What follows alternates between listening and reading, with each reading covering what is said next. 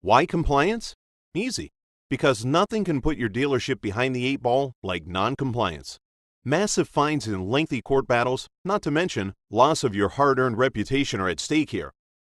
As an entity that takes part in large cash and credit transactions, your dealership is subject to many of the same laws and regulations as traditional lenders such as banks and credit unions. In this overview, we'll touch on what to expect in upcoming lessons, familiarizing you with the alphabet soup, if you will, of automotive F&I compliance. What is Regulation Z, Regulation M, Regulation B, FCRA, OFAC, GLBA? Who is the FTC? Why does the Patriot Act apply to my dealership and others? Let's get started. Regulation Z of the Truth in Lending Act, or TLA, was designed with the intent to enable a customer to compare the cost of a cash transaction versus a credit transaction by mandating that certain disclosures, for example, the finance charge, be made clearly and conspicuously in writing in a form that the customer may keep. Regulation M of the Consumer Leasing Act, or CLA, is similar to Reg Z, but differs slightly because the leasee has the right to possess the vehicle and use the vehicle, but ownership remains with the lender. Regulation M also has its own disclosures specific to a lease transaction.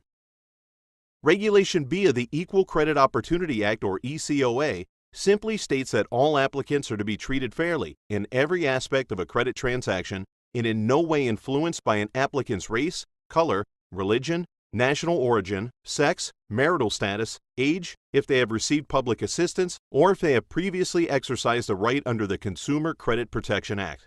Think you are compliant with Reg B? Double check. Most Reg B infractions are completely unintentional.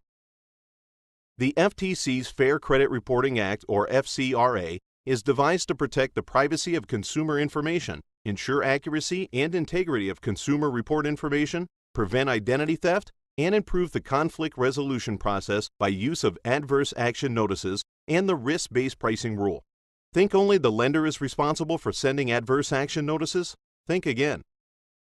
OFAC, the Office of Foreign Asset Control, is a division of the Department of the Treasury that enforces the economic and trade sanctions based on U.S. foreign policy and national security goals.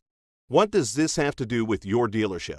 Well, OFAC maintains the Specially Designated Nationals List, a list of individuals, companies, etc., prohibited from conducting business within the U.S. Do you know what to do in the event one of these guys is sitting in your showroom? Here's another one that you may not automatically associate with your F&I department, but remember, your dealership is considered a financial institution, and one of the goals of the Patriot Act is to prevent money from terrorist activities from being laundered through businesses and financial institutions. By law, you need a policy in place for monitoring and reporting large cash transactions. GLBA, the Gramm-Leach-Bliley Act, governs specific disclosures such as privacy notices and opt-out requirements, but also encompasses the legal requirements as to the collection, use, and protection of personal information by way of the privacy rule and the safeguards rule. In subsequent lessons, we will discuss the difference between a customer and a consumer, and to whom you are responsible for handing a privacy notice and why. We will also dig a little deeper into exactly what the privacy notice must consist. The safeguards rule, as outlined in the GLBA, applies to how your dealership handles non-public personal information on behalf of the customer. How is this information processed, stored, transmitted, and disposed of in your dealership? What about your third-party vendors?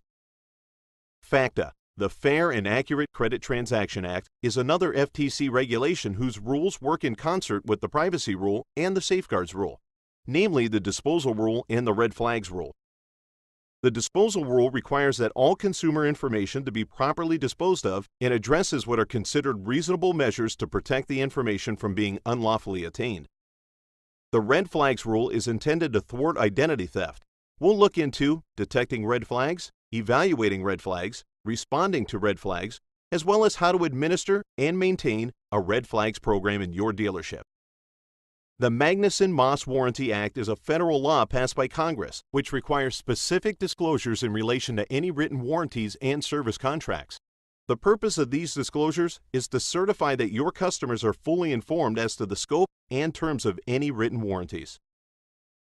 We will explore these rules and regulations further, along with a host of other compliance issues in subsequent lessons.